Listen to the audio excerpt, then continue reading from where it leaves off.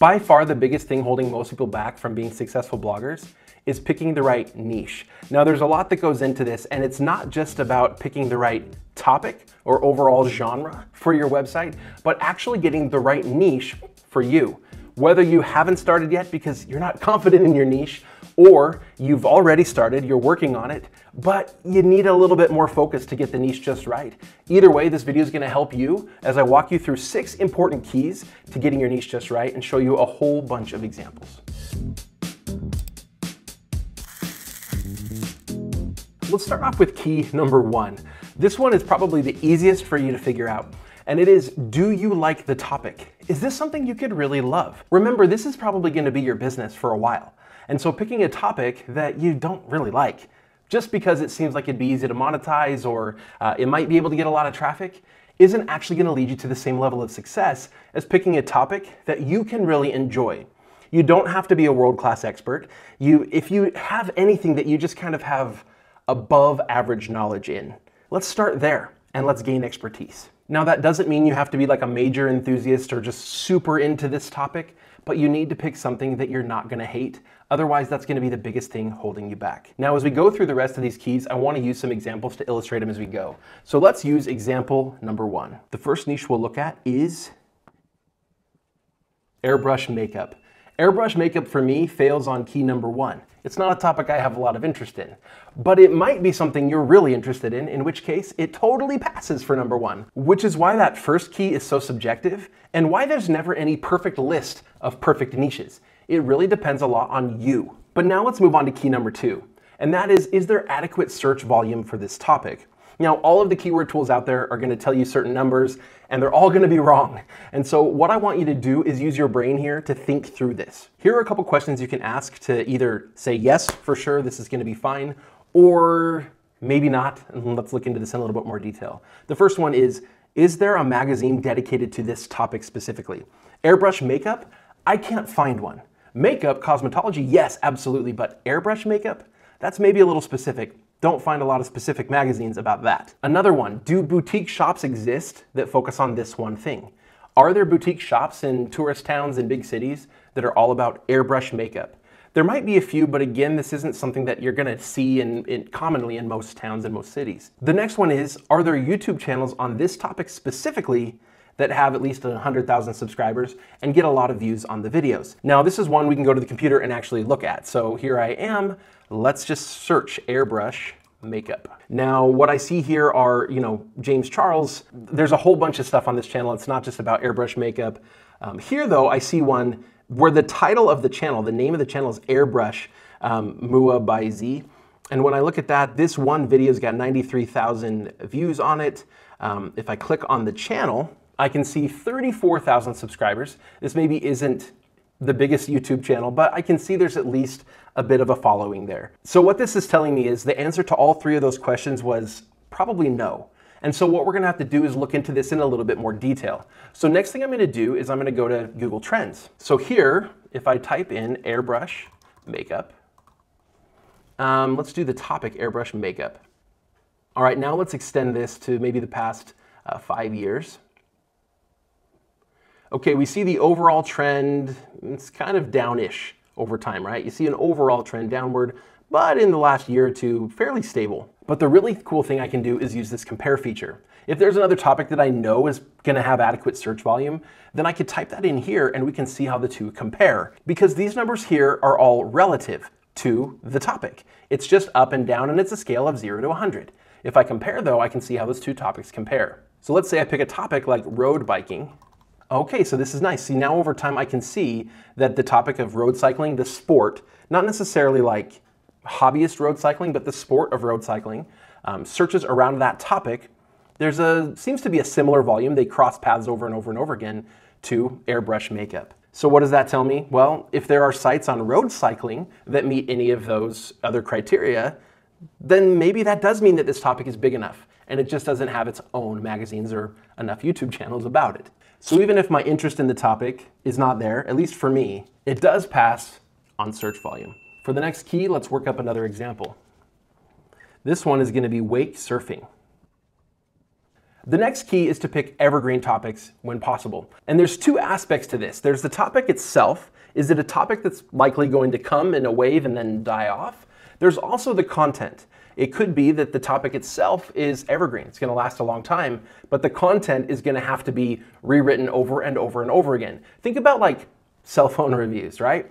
Every year you're going to have new models that you're going to have to write, and all of those articles from 3 years ago are completely outdated. However, the topic of cell phones is clearly evergreen. They're not going to go away anytime soon. So let's talk about wake surfing in that vein. This may be a topic that maybe I do have interest in it, and let's say I've decided that it does have adequate search volume. But now I have to ask myself, is it sufficiently evergreen? When I was a kid, wake surfing wasn't a thing. However, now it's a really common boating sport. And you might say, well, I don't see that ever going away, but you may or may not remember the air chair. When I was younger, the air chair was all the hype. People wanted to get good at it and do all sorts of cool tricks. I don't hear anybody talking about air chairing anymore. And that's just something we can't know for sure today. It's likely that it's going to last for years and years to come, and maybe that's good enough. But if you want to be more certain about it, what if instead of just going with wake surfing, we created a website about boating sports? So we could do that by giving the site a title that instead of something that's, clearly wake surfing, the URL could have something more like Wake Masters or Wake Hero or something in the title, something that's more brandable, but also gives you room to expand. And you could start off the content on your website mostly about wake surfing, but expand outward into other boating activities and sports. Now we have a big niche with tons of potential search volume, as well as the opportunity to pivot if the topic that we originally selected ever goes out of style. By the way, the same principle could apply to airbrush makeup. It could be that airbrush makeup doesn't stick around for a long time, and because of that, I also might expand the niche a little bit. That'll help us from a search volume standpoint, but that'll also help us from an evergreen standpoint. All right, on to key number 3 with another example. So the next example is Dutch ovens, and a lot of people use Dutch ovens from camping as well as like inside of a normal oven to get a certain type of bake. But key number 3 is to make your niche about a topic and not a product. Dutch ovens specifically is a product. So instead, we're going to change this from Dutch ovens to Dutch oven cooking. And now we have an actual topic. We can talk about recipes. Recipes are very competitive, and so I'm not going to go too far just down that path.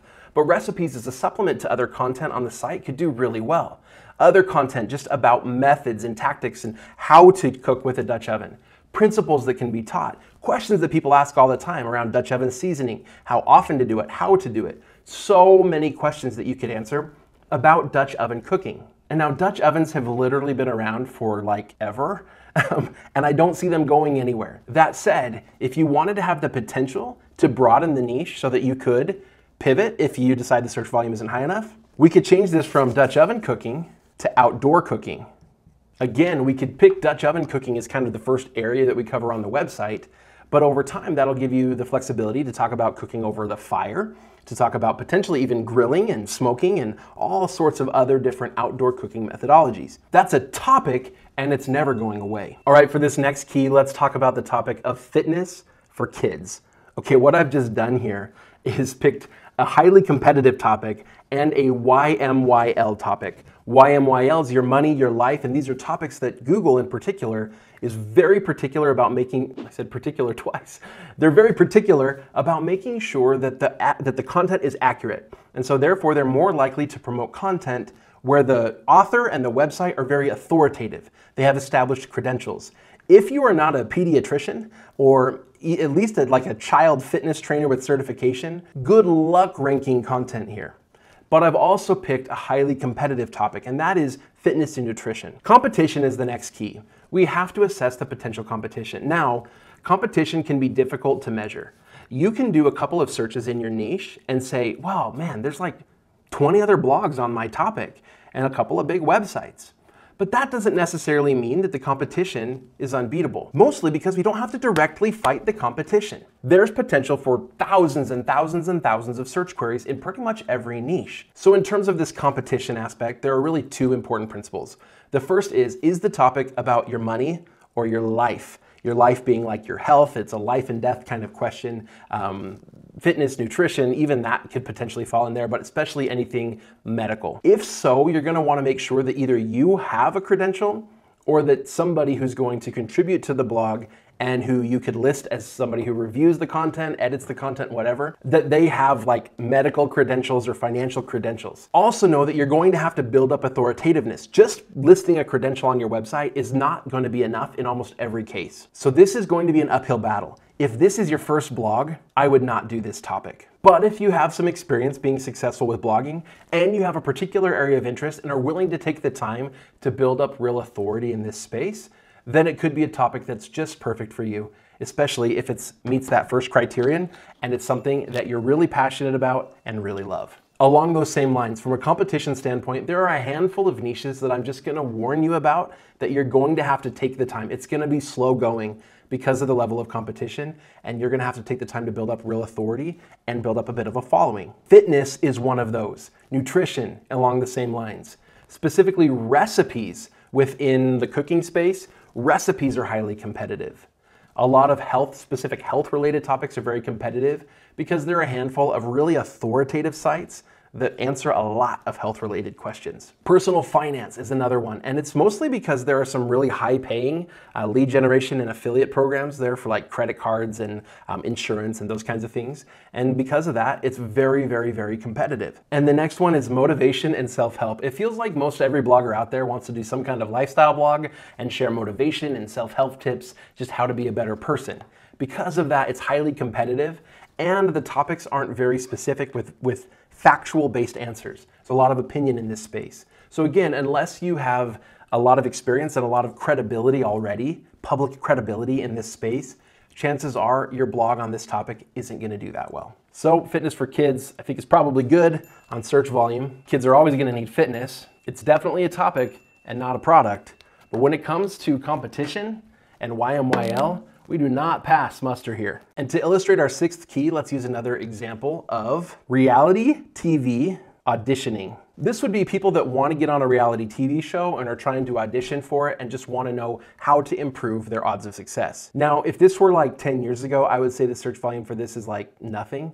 There's a handful of people that want to do this, but today there are so many reality shows in so many different niches, and the tactics for getting yourself approved for those shows are probably pretty similar across the board. In fact, I've learned that oftentimes there's like a person that's responsible for auditioning for like all the reality shows across an entire channel or even an entire network. So it doesn't matter so much what the topic of the show is, the approach of the auditions is going to be very similar. So pretending that it's something that I love, I'd say we've got search volume. The topic is probably fairly evergreen for the foreseeable future. Reality TV has only increased over time. It's definitely a topic and not just a product. And this doesn't fall into one of those highly competitive topics. I'll bet we could come up with numerous search queries that don't have very much competition at all, which leads me to the next key, and that is monetization. For any site that I build, I want to know that I have at least 2 solid forms of monetization that are going to do well for me. Most blogs are going to get away with being able to have ads on them. So unless your topic is something that's really controversial, you're probably going to do okay with ads. However, leaving that as the only form of monetization can be fairly risky. I want to make sure that there's something else I can do. In this space, affiliate products might be kind of tough. What about lead generation? Well, I don't think that these shows are having much trouble getting people to audition. And so I don't know that they would pay for leads of people who want to audition for reality shows. But one of my favorite forms of monetization that often does really well, at least in certain niches, is info products. The question to ask here is there a problem to solve that people are willing to spend money to solve, and that can be solved with information? If there is a step-by-step approach that you could give to somebody that would help increase their odds of making it onto a reality TV show, I absolutely think it would sell well. So if you are someone who's actually made it onto a reality show that's not like super duper obscure that no one's ever heard of, I think that this topic would be absolute gold because it ticked all the boxes. Let's look at a couple more examples because I think working through them is one of the most helpful things we can do. So the next one is the career of being an arborist. If this is something you have some experience with, you could absolutely check that first box. The problem here is going to be in the search volume. I looked and there's like 37,000 certified arborists like at all in the United States. The search volume to ever get to like 100,000 page views a month is just going to be so incredibly low. How many people do you think are actually trying to become arborists right now? It's just not enough. And so what I would potentially do is change this. If maybe you are an arborist, then what I would do is probably have a category of content on the website about the steps to become a certified arborist. However, I would have a whole lot of other content just around tree trimming and pruning and tree health and all of those sorts of topics. That's going to open you up to way more potential search volume. I'm not worried about this topic being evergreen. See what I did there? I also don't see the competition being too much of a problem. Yes, there are a lot of websites about gardening and all that kind of stuff. However, there's going to be so many potential search terms here that I'm not worried about the existing competition out there. And when it comes to monetization, I absolutely think you're going to do fine with ads. There's definitely some affiliate products, a handful of tools. If they're looking for how to keep their trees healthy, people are going to want to buy those things, as well as all sorts of products for tree health. And then info products. If you can get traffic, I honestly believe that you have a lot of potential for providing people with info products. Ebook about fruit trees with a video course that walks people through and shows them close up. Show me exactly which things to cut and how to cut them to keep it healthy and why. Let's do another. How about bread making? Again, assuming that this is something that you're interested in. Otherwise, we're not going any further. What's the search volume going to be like? Well, considering that there are all sorts of books, there are some magazines, there are probably TV shows and definitely YouTube channels just about bread making, I don't see this as having any issue when it comes to search volume. Bread is not going to stop being made, but also I see a lot of people wanting to learn self-reliance and emergency preparedness, and so learning the skill of how to make some of your own bread is absolutely, I think, going to be evergreen for a long time. And it's a topic that doesn't change drastically over time. The steps to make sourdough bread have not changed in I don't know how long. It's definitely a topic and not a product. I wouldn't make a website about bread makers. I would make a website about making bread. For competition, I think as long as you stay away from just recipes and focus a lot more on the skills of bread making and all the different principles and tips and techniques and specific answers to specific questions, competition is going to work out just fine for you. So how about monetization? Well, actually a topic like this is going to do really well with ads, but also there are several affiliate products and not just little cheap ones either. Obviously there's bread machines and stuff, but there's pans, there's mixers, helping somebody pick the right mixer for making bread based upon the amount of bread that they make at a time and how frequently they use it.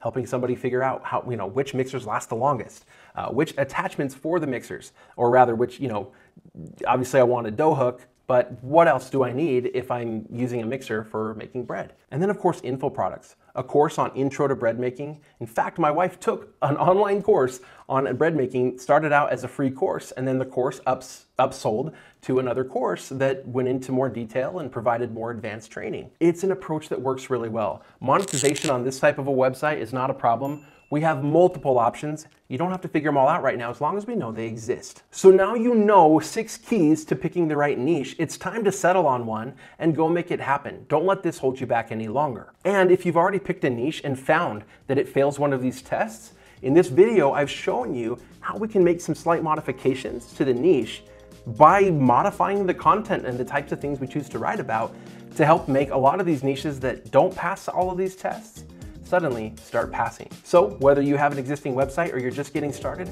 take these principles, apply them to your site, and go make more money with your blog.